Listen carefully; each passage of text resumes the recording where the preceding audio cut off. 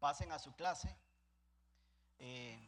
Omití mencionar de que del 1 al 3 de julio, ¿verdad? Este lunes que viene, en 8, vamos a tener también el encuentro juvenil. Entonces les voy a pedir a todos los padres de los muchachos de Juventud Dinámica que motive a sus hijos a que vengan estos días de encuentro juvenil. Va a ser del 1 al 3. El 1 y el 2 van a estar en la cancha de Atillo 8. Y la idea es que el 3 estén todos acá en el templo. Va a venir también un grupo que siempre viene de Estados Unidos para apoyar este encuentro juvenil, aparte de que entonces de que oremos, motive también a sus hijos a participar de este encuentro juvenil. Voy a pedir entonces a los hermanos de las clases de principios de fe que pasen a su salón, y también a los muchachos de Juventud Dinámica pueden pasar también a su respectiva clase.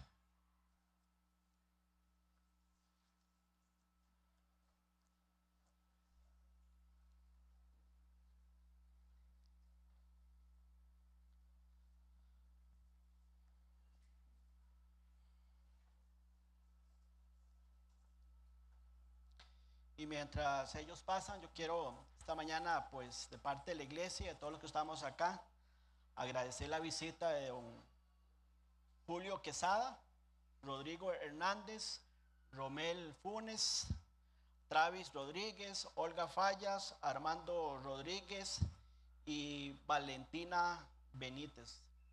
Así que de parte de la iglesia estamos para servirles. Así que a todos ellos que acabo de mencionar, démosle un saludo de parte del Señor Jesucristo. Dios les bendiga. Les esperamos, les seguimos esperando para que pueda estar entre nosotros y aprender juntos de la palabra de Dios, ¿verdad? Porque solo la palabra de Dios es la única que puede cambiar la vida de las personas. Y también queremos darle un presente, así que al final del servicio allá hay un centro de información, pueden pasar a recoger ese presente. Les voy a pedir a los hermanos allá que si pueden encender la luz, por favor, del lugar. De allá, del centro de información. Vamos a orar. Señor, te agradecemos por esta mañana, una vez más. Ahora, Señor, permítanos exponer tu palabra con la libertad y en el poder del Espíritu Santo. Aparta de mí, Señor, de este púlpito, y que sea la palabra tuya la que alumbre nuestro entendimiento, y que sea la palabra tuya la que traiga desafíos a nuestras vidas, Señor, porque esta mañana hemos cantado, nuestra esperanza está en Jesús, y es un hermoso canto, la verdad que es un canto que motiva, que llena el corazón. Pero a veces, Señor, cuando cantamos esta música, estas canciones, esta letra, la decimos muy bonito, pero realmente nuestra esperanza está en ti. Ahora yo te pido que sea la palabra tuya la que toque en nuestras vidas y haga la obra que tú quieras hacer a través de ella. Para gloria tuya, Señor, para la edificación del cuerpo de Cristo. En el nombre de Él oramos. Amén y amén. Muy bien. Vamos a continuar nuestro estudio de Primera de Juan, la carta de Primera de Juan. Así que les voy a pedir que abran Primera de Juan. Hoy nos iniciamos el capítulo 2. Pero ya hemos visto en esta carta, en el capítulo 1, vimos una visión bíblica de Jesús desde la perspectiva de un testigo que anduvo con Jesús, que lo vio, que lo escuchó, que lo contempló y que lo palpó. Y ese testigo es Juan precisamente. Juan es quien escribe esta carta y lo hace, como hemos venido diciendo, para contrarrestar las corrientes de pensamientos de personas que, vistiéndose como ángeles de luz, estaban corrompiendo la verdad de Dios. Y eso estaba pasando en la iglesia de aquella época. Y yo creo que es lo mismo que está pasando hoy en la iglesia del Señor a nivel general. Gente que se viste de luz para corromper la verdad de Dios, para desvirtuar la palabra de Dios, para subestimar la palabra de Dios. Vimos en los versículos 3 al 4 del capítulo 1 que Juan también nos muestra una visión bíblica del cristianismo. Y decíamos que el cristianismo se proclama. ¿Por qué se proclama? Porque nosotros somos cristianos gracias a un mensaje que nos dio salvación. Gracias a unas buenas noticias, al mensaje del evangelio que trajo salvación y vida eterna a nosotros. Ese mensaje no es para guardarlo, es un mensaje para proclamarlo. Y vimos también que el cristianismo es comunión. El cristianismo, Dios no solamente nos salvó, sino que nos puso en la familia de Él para tener relaciones con los demás, tener una comunión adecuada. Pero también vimos que el cristianismo es restauración. Porque uno viene a los pies de Cristo, pero viene, como decía don Oscar, con muchas mañas, con muchos pecados, con muchas cosas que hay que corregir. Y quien restaura ese tipo de vida es el Señor, y Dios lo hace a través de su palabra. Y vimos también que el cristianismo es satisfacción, porque no hay mayor gozo que ser parte de la familia de Dios, ¿no es cierto? Entonces el cristianismo es satisfacción. En las dos últimas enseñanzas vimos dos partes de un mensaje que titulamos Luz después de las tinieblas. Y vimos de los versículos 5 al 10, y en estos 6 pasajes decíamos que resaltan dos grandes verdades. Lo que Dios es, y Dios es luz, como dice Juan en el versículo 5. Después vimos también que debido a esa relación, o a lo que es Dios más bien, cómo debe el cristiano caminar a la luz de lo que somos en Cristo Jesús.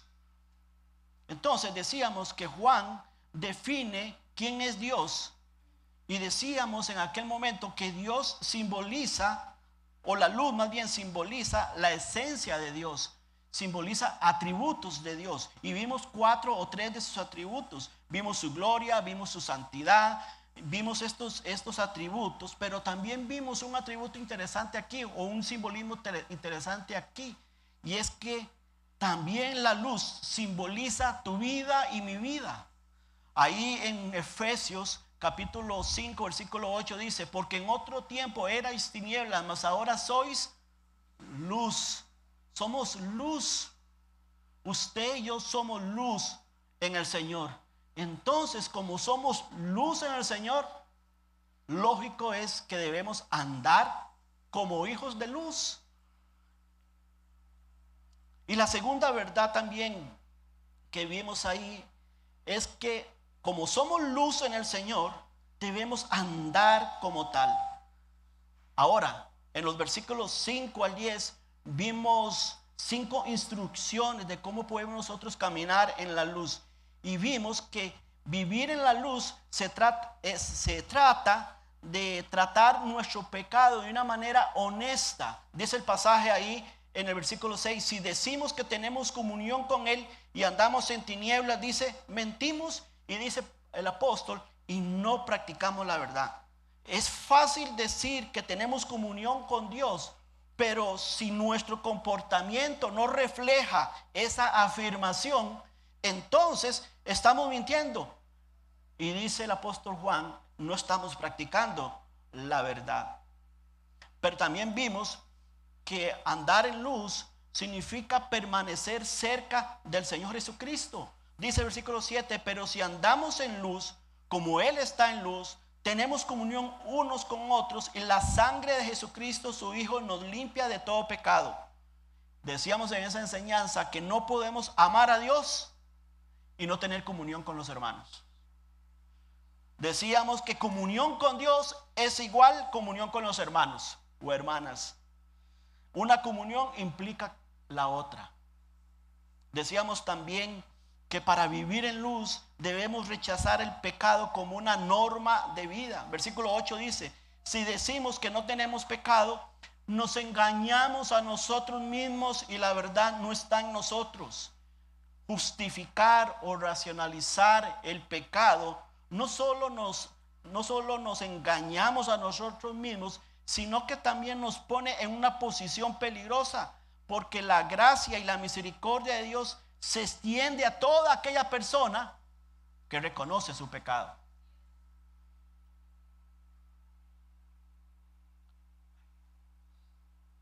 No podemos vivir en pecado como una norma de vida.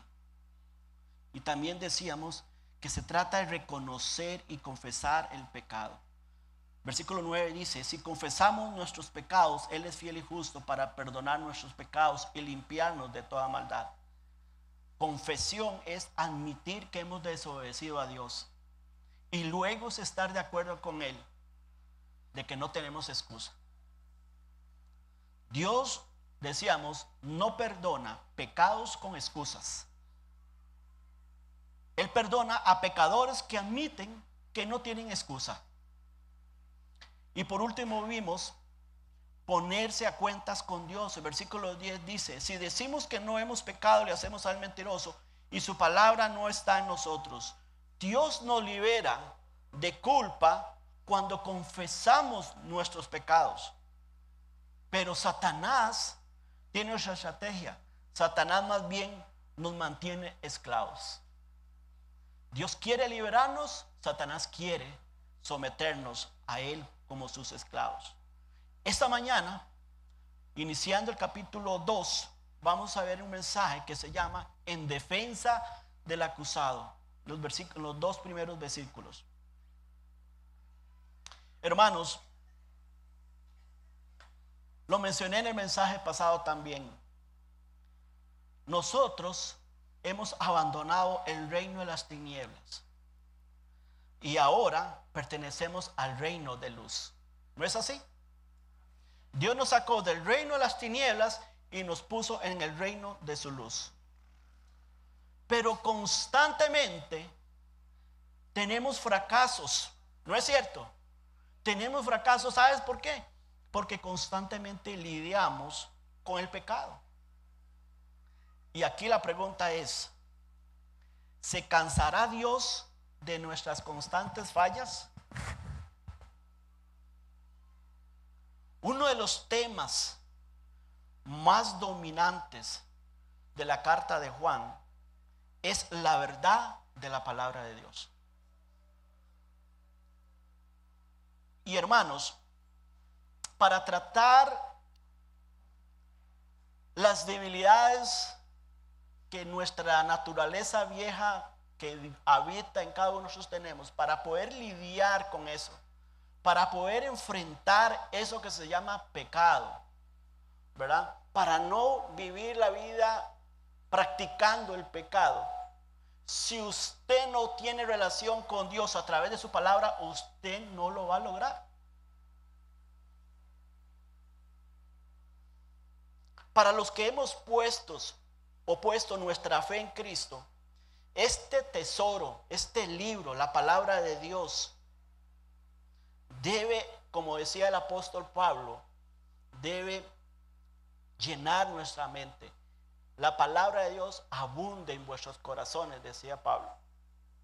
Para el mundo, la idea de que Dios habla a la humanidad a través de su palabra no recibe nunca mucha atención, ¿no es cierto? Sin embargo, creo que en el mundo cristiano hoy en día la relevancia de la Biblia ha menguado. ¿Por qué ha menguado? Porque hoy vivimos un cristianismo en que no leen la Biblia, no oran la Biblia, no tienen su tiempo, su devocional con Dios. ¿Y cómo van a conocer a Dios? ¿Cómo conocemos a Dios si no es a través de su palabra? ¿Cómo conocemos sus mandamientos, sus preceptos, si no es a través de su palabra? ¿Cómo podemos alumbrar el camino si no es a través de su palabra? Y esto, hermanos, hoy en día la Biblia ha adquirido poca relevancia en el cristianismo. Y Juan aquí nos transmite palabras de un Salvador vivo, que sabe que necesitamos escuchar su palabra para nosotros no vivir confundidos, para no vivir ingenuos o perdidos cuando cometemos errores o nos desviamos del camino. Un cristiano que no tiene relación adecuada con Dios y se pierde ahí en el camino de la vida, difícilmente va a poder discernir lo que es bueno y lo que es malo. Porque lo que nosotros nos da ese discernimiento es Dios a través de su palabra y a través de su Espíritu Santo, que nos advierte que algo estamos haciendo mal. Pero es Dios que lo hace a través de su palabra. Por eso Juan escribe estas palabras de parte de Dios. Lo que vamos a leer, lo que vamos a ver esta mañana, son palabras de parte de Dios. Dice 1 Juan 2, 1 al 2, hijitos míos, estas cosas os escribo para que no pequéis. Lo que Juan nos va a escribir es para que no pequemos. Pero vean lo que dice: y si alguno hubiere pecado, abogado tenemos para con el Padre, a Jesucristo el justo. Y Él es la propiciación por nuestros pecados. Y no solamente por los nuestros, Juan agrega, sino también por los de todo el mundo. El capítulo anterior vimos que el apóstol deja claro que siempre hay perdón por el pecado confesado. Juan 1:9. Sin embargo, Juan quiere que quede claro que el cristianismo, o el cristiano más bien, usted y yo debemos preocuparnos por el pecado. Así como usted se preocupa diariamente por sus cosas, por sus quehaceres, por su trabajo, por comer, así como usted hace esas cosas por sus estudios, usted debe preocuparse también por su diario andar. Una de las razones de escribir esta carta es para que no pequemos, como él dice. Para que no pequemos como una norma de vida. Entonces, Juan inicia este capítulo 2, primero, dándonos una motivación. Y Juan nos motiva a tener una meta para la vida. Póngale meta, póngale propósito, póngale deseo. Hijitos míos, estas cosas os escribo para que no pequéis. Juan ya ha mostrado que ninguno de nosotros puede alcanzar una perfección exenta de pecado. Habrá momentos en que tropezamos y volveremos a pecar. Pero cuando lo hacemos, dice Juan, tenemos un abogado ante el Padre, a Jesucristo el justo. Y Juan nos da una provisión de gracia de Dios para cuando nosotros le fallamos. Así que Juan está animándonos, animando al creyente a desear no pecar como una meta de vida. Todos tenemos metas, todos tenemos proyectos, todos tenemos planes, ¿no es cierto? Pues Juan nos propone esta mañana que dentro de tus planes y de tus propósitos tengas como meta no pecar. Y dice, pastor, eso es imposible. Pero téngalo como meta. Dígame una cosa, si usted se propone construir una casa, un proyecto grande, al inicio a usted le parece difícil, ¿no es cierto? Hay proyectos que parecen difíciles de alcanzar, pero si te lo propones, lo logras, ¿cierto? Haces esfuerzos, ¿verdad? Si es un proyecto de un terreno, si es un proyecto de una casa, si es un proyecto de un vehículo, usted hace ajustes económicos para lograr ese proyecto. Requiere ajustes, requiere sacrificio, porque tienes una meta, porque tienes un propósito. Y eso es lo que Juan quiere animarnos esta mañana a nosotros.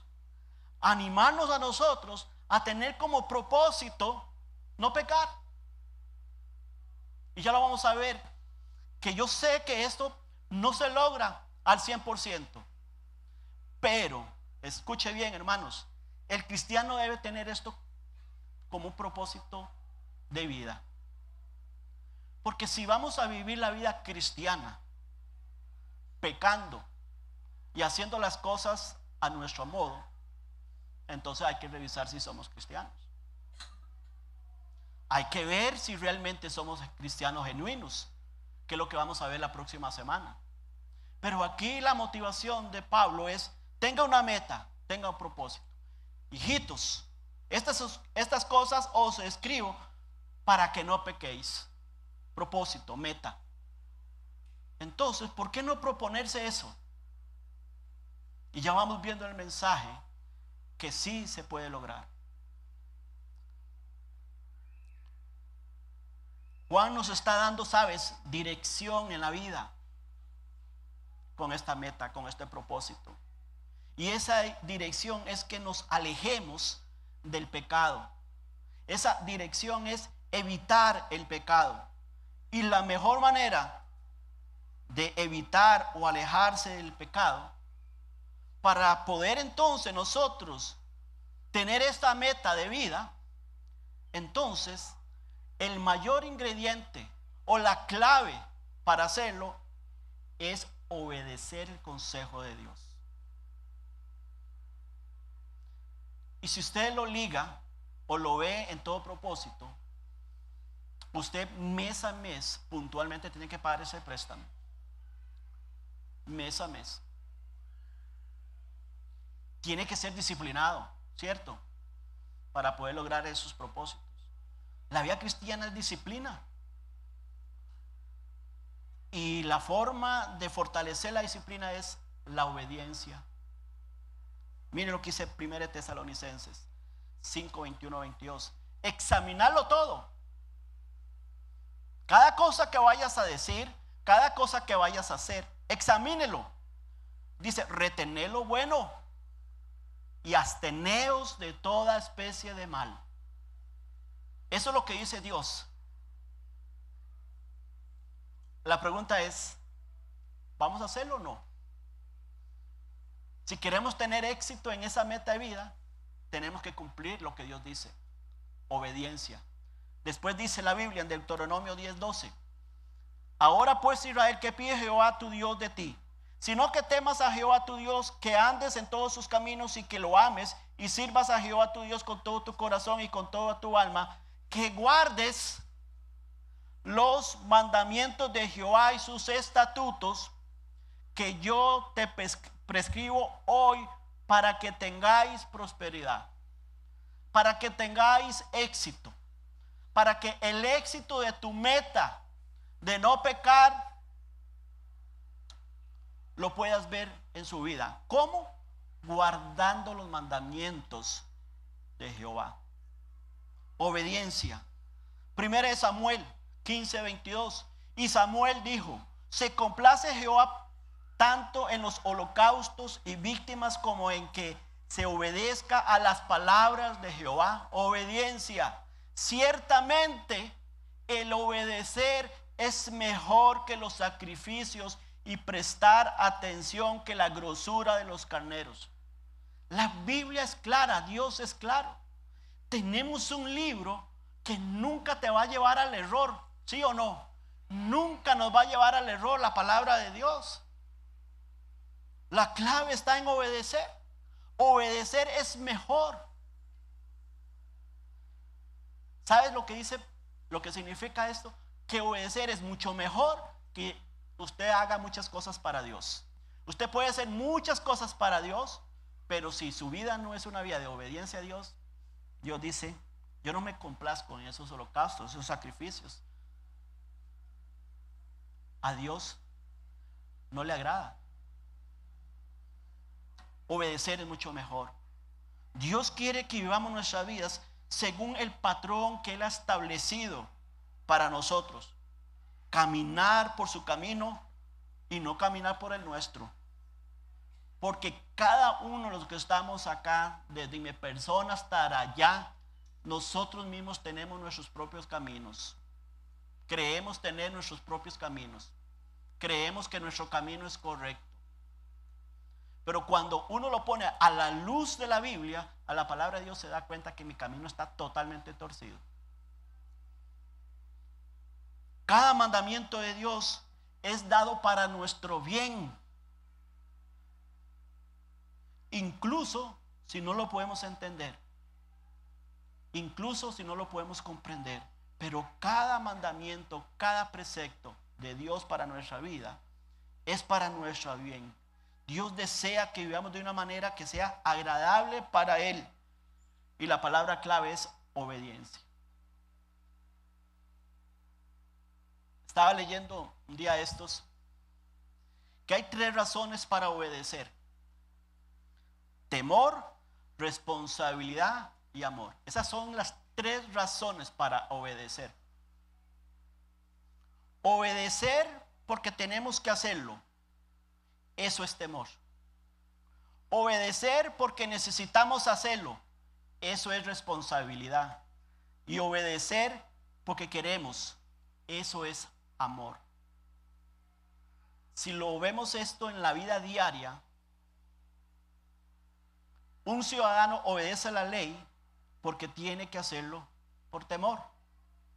Bueno, hoy en nuestro país no parece que eso sea real para todos, ¿verdad? Vivimos en un país tan inseguro, con tanta gente que incumple la ley, pero un ciudadano obedece la ley porque tiene que hacerlo, si no lo hace por temor, si no va al parte ahí.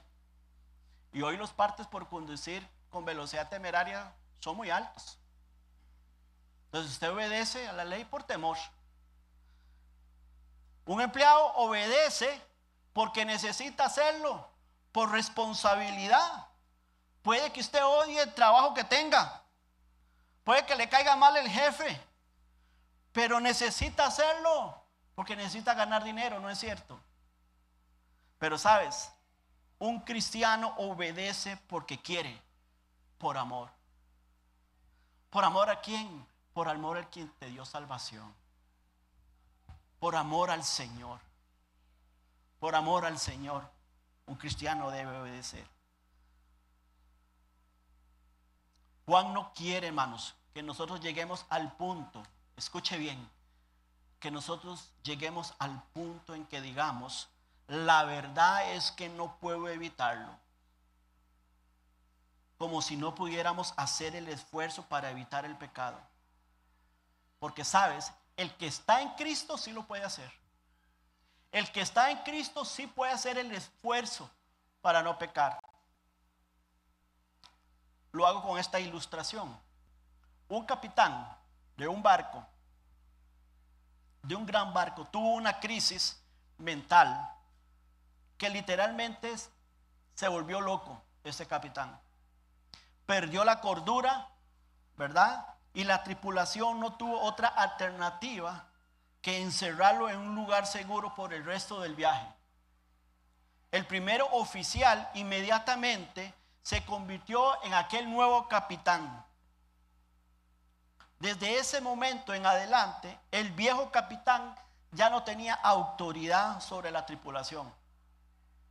El problema se agudizó cuando el viejo capitán, que no estaba de acuerdo, ¿verdad? Desde el encierro, él empezaba a dar órdenes a los miembros de la tripulación.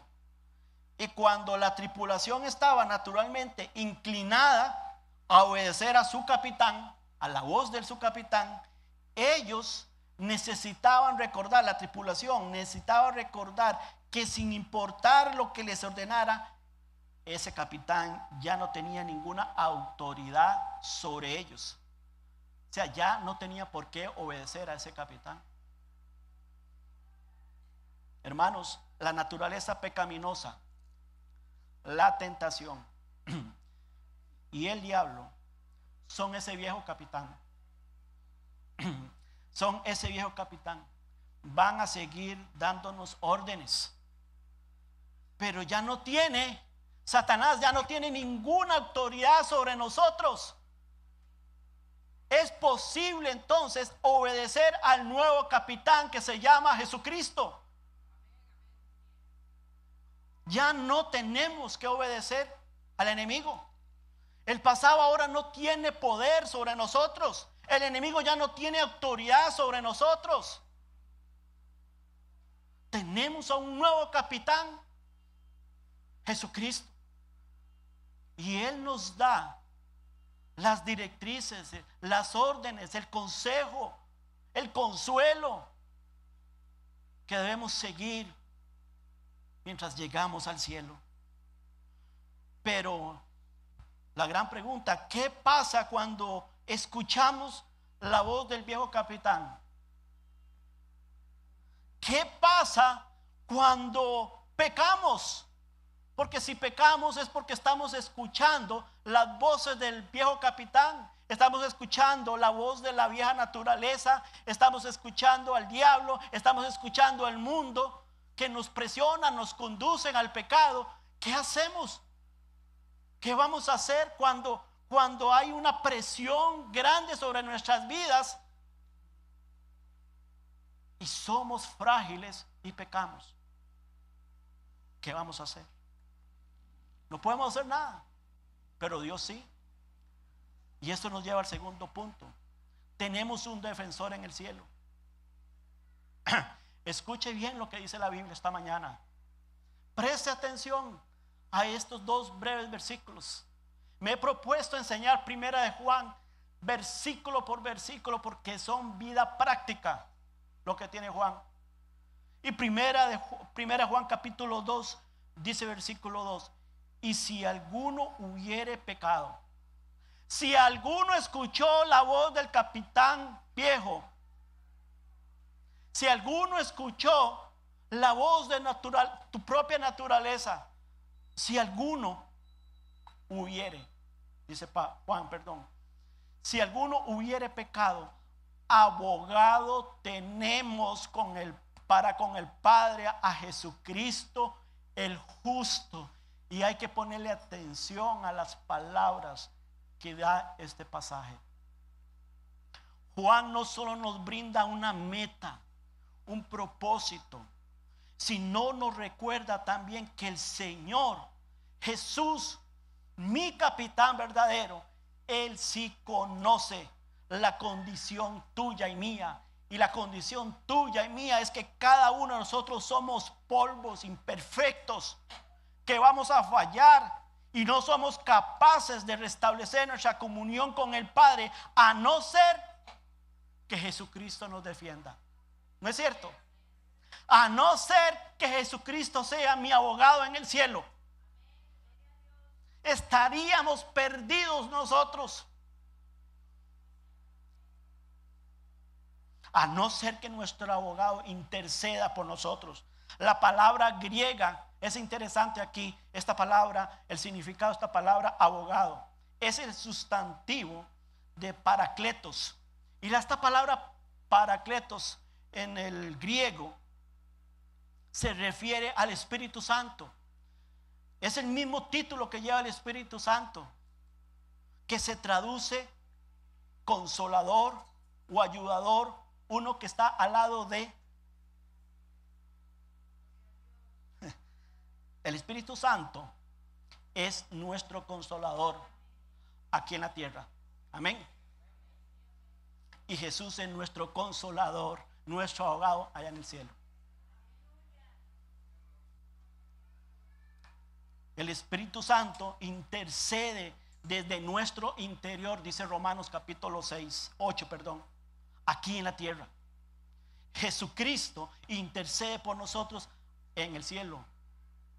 Juan capítulo 17, en la gran oración sacerdotal que hizo el Señor Jesús. Ahí está el Señor Jesucristo, allá en el cielo, ¿sabes? Intercediendo, restaurando nuestra comunión con el Padre cuando nosotros pecamos. Precioso esto, ¿verdad? Tenemos un abogado que es nuestro Salvador, nuestro hermano, nuestro esposo, nuestro Señor, nuestro Rey, nuestro pastor, nuestro amigo. Ese es el defensor que yo tengo en el cielo. Ese es el defensor que usted tiene en el cielo. Tenemos un abogado presente y perfecto, sentado a la diestra de su Padre, Y dice la Biblia, Jesucristo el justo.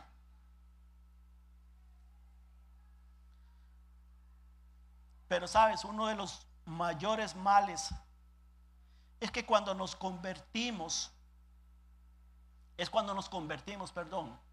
nuestro propio abogado. A veces queremos ser nosotros nuestros propios abogados, defendernos a nosotros mismos. Intentamos excusar nuestro pecado a Dios. Cuando usted intenta excusar su pecado ante Dios, usted está buscando cómo defenderse, ¿no es cierto? Usted está siendo su abogado. Corremos nuestra propia defensa y le echamos la culpa entonces a alguien. O le echamos la culpa a la circunstancia X. Pero mientras nos justifiquemos y nos excusemos, Jesús toma nuestro caso.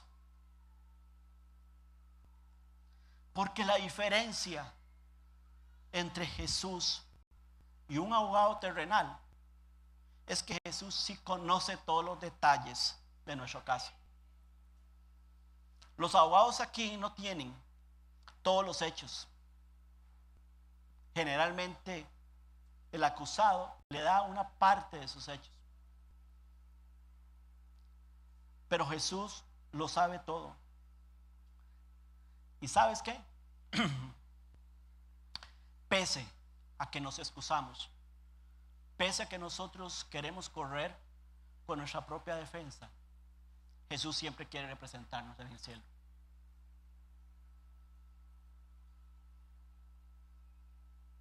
Aún Él decide o elige representarnos. Aún Él elige ser nuestra defensa en el cielo. ¿Por qué? ¿Por qué aún, Señor, lo decide? Porque su obra en la cruz y su sangre tiene la capacidad de representarnos ante un juez supremo. Ahora, ¿alguna vez se cansará Jesús de defendernos? Nuevamente el versículo 1. Abogado tenemos para con el Padre. Nuestro abogado celestial conoce al juez. Y sabes, Él tiene acceso ilimitado a su presencia por Él. Por eso Él nunca se va a cansar. Él tiene acceso ilimitado a la presencia del Padre. Hermanos, entender esta verdad, escuchen, entender esta verdad no es para pecar. No es para que usted no tenga como meta no pecar, ¿me entiendes? ¿Me hago comprender? Entender esta verdad, que tenemos un abogado, un representante en el cielo que tiene acceso ilimitado a la presencia de Dios para representarnos, para defendernos o defender nuestra maldad, nuestro pecado. Eso debe ser algo que nos anime, nos motive esta mañana a tener como propósito y como meta no pecar, hacer los esfuerzos, ser disciplinado. Algunas consecuencias de nuestros pecados nunca pueden ser revertidas, estamos claros, en la vida. Pero podemos empezar de nuevo porque Jesús es nuestro abogado ante el Padre. Qué preciosa verdad. Pero Juan sigue extendiendo esta verdad más allá. Y Juan nos dice ahora que tenemos un defensor que satisface las justas demandas de Dios. Y Él es la propiciación por nuestros pecados. Y no solamente por los nuestros, sino también por los de todo el mundo. Esta palabra propiciación es la traducción de la palabra griega hilasmos. Y básicamente significa aplacar, satisfacer. Por supuesto que es una palabra que no vamos a ver esta palabra teológicamente porque tiene un gran significado desde el Antiguo con el Nuevo Testamento, pero no es mi propósito entrar en esa materia, sino realmente en lo que significa esta palabra: aplacar, satisfacer. Jesús, lo que está diciendo aquí Juan, es que Jesús se pone en la brecha para nosotros como nuestro defensor. Y Él en su perfecta justicia, Él aplaca, satisface el castigo que usted y yo merecemos cada vez que nosotros le fallamos a Dios. Hoy tanto usted como yo somos adoptados como hijos de Dios. Y somos adoptados por el sacrificio de Jesús en la cruz. Dios Padre nos ve a través de la expiación de su Hijo Jesucristo por nosotros. Y aunque somos salvos, usted y yo seguimos pecando. Seguimos quebrantando su palabra. Seguimos ofendiendo la santidad de Dios. Sin embargo, nuestro defensor es nuestra propiciación, dice Juan. Por eso Juan 1:9 nos dice: si confesamos nuestros pecados, Él es fiel y justo, hablando del Señor Jesucristo. Él es fiel y justo para limpiarnos de toda maldad. Él en su justicia, en su perfecto sacrificio en la cruz, su sangre nos limpia de todo pecado. Entonces, hermanos, solo Jesús satisface la santidad y la justicia de Dios para que podamos tener comunión con Él. Nosotros no podemos tener comunión con Dios si no pasamos por Jesucristo. Si no confesamos nuestros pecados, si no le decimos: Señor, perdóname, límpiame de toda mi maldad. Recordemos que estamos ofendiendo la santidad de Dios cada vez que pecamos. Y que eso merece un castigo, ¿no es cierto? Por eso la Biblia dice que las misericordias de Dios son nuevas cada mañana. Entonces, ¿quién es el que aplaca? ¿Quién es el que satisface? ¿Quién es el que se pone en la brecha entre Dios Padre y nosotros? Jesucristo el justo. El único justo.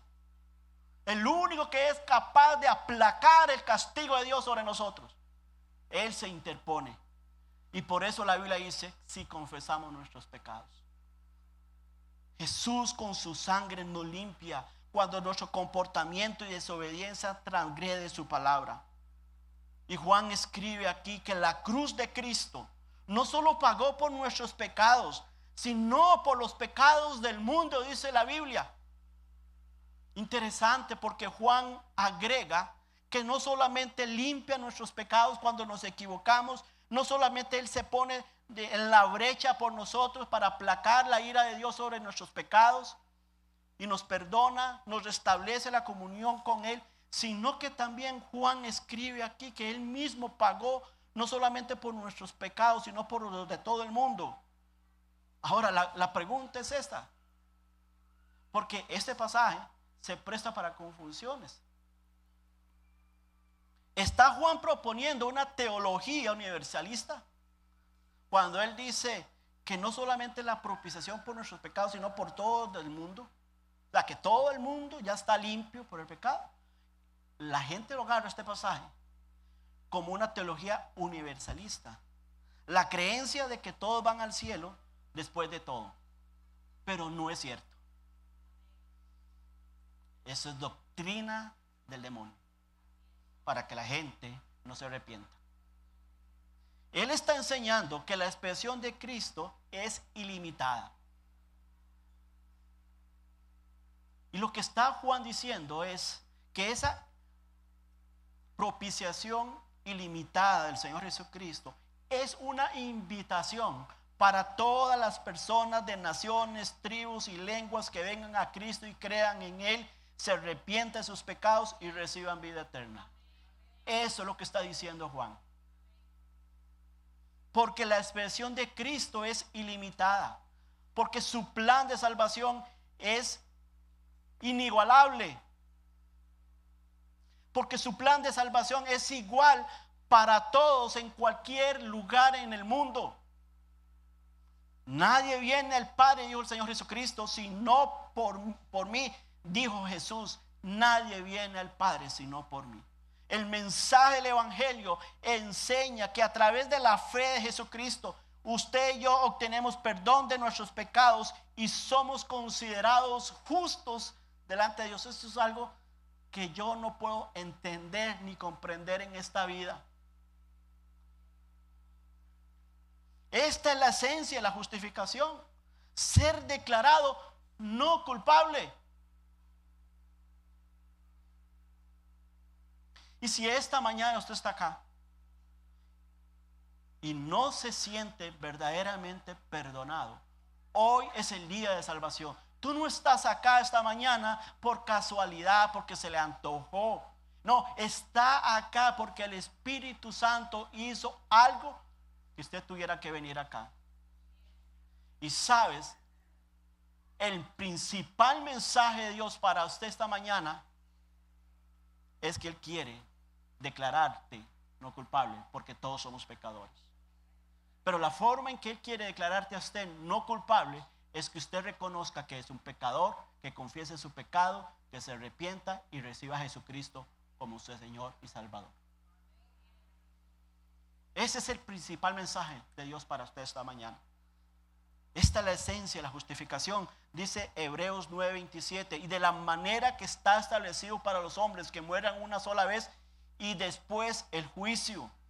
Tu vida, cada pensamiento, cada palabra y acción será escudriñada un día ante la santidad de Dios, y la decisión del juez va a determinar tu destino eterno. Por eso hoy es el día de salvación. Hoy que tienes vida, hoy, esta mañana tienes vida. Tú no puedes asegurarse de que vas a tomar esta decisión por Jesucristo mañana, más tarde, porque ¿quién te garantiza que vas a tener vida?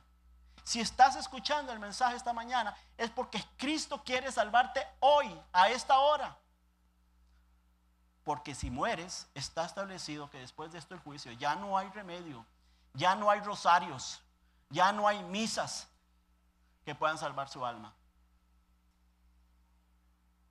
Y para los que están en Cristo, para usted y para mí, el acusador te va a decir: solo mírate, estás lleno de pecado.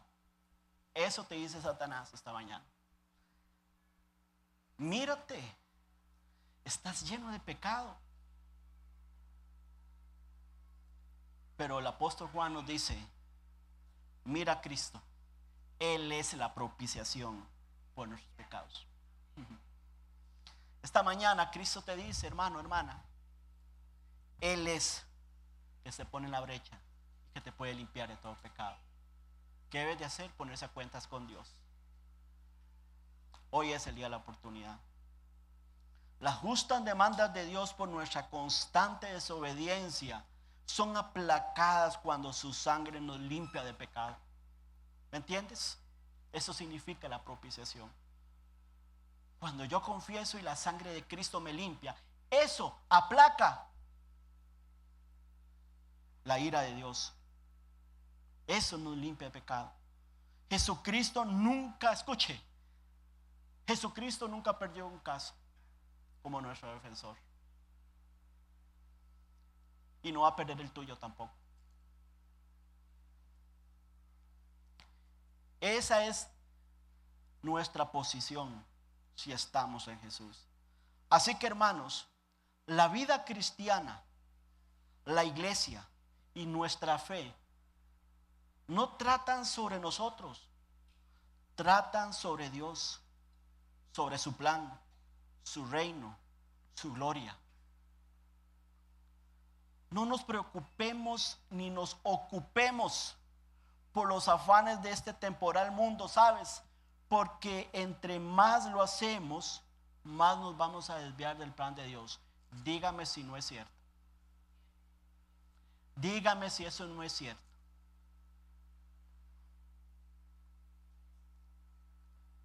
¿Cómo puedo estar seguro? ¿Cómo puedo estar seguro yo de que soy un verdadero cristiano? ¿Usted está seguro, segura de que eres un cristiano genuino y verdadero? Bueno, si no lo está, te invito el próximo domingo a las 10 de la mañana. Vamos a responder a esa pregunta. Pero más que responder a esa pregunta, que sea Dios a través de su Espíritu y su palabra que la responda esa pregunta. Porque la Biblia tiene las respuestas a todas tus interrogantes, a todas tus preguntas. Dios siempre tiene respuestas para todos. Pero el punto es este, hermanos.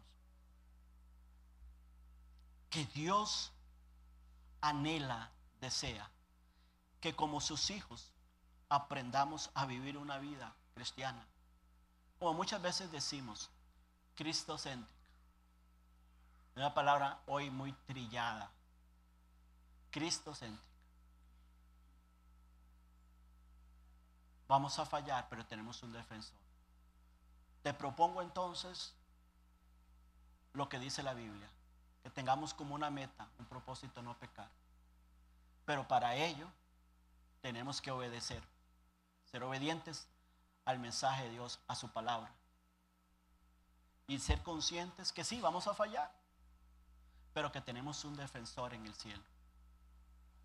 Un defensor que conoce mi caso profundamente, pero que también no solamente es un defensor que conoce mi caso, sino que es un defensor que satisface las justas demandas de un Dios que es santo. Oremos.